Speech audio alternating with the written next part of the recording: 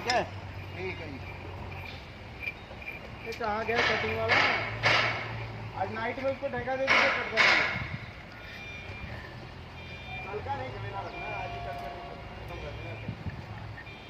रगड़ा आज क्लोज करना है। आपने बोल दिया ना आज कट जाएगा, टेंशन क्यों ले रहा है? नहीं देखो आगे साहब लोग यहाँ खड़े हैं। अब आप सोचा बन दो। ठीक बोल दिया ना। और सर बताइए सर, आप इधर आज दर्शन दे रहे हैं? मुझे यही आप ही का है। मुझे सभी जगह पे दर्शन देना ही पड़ता है, क्या करें। अचानक से प्रकट हो गए आप यार। आज क्या बोलेंगे?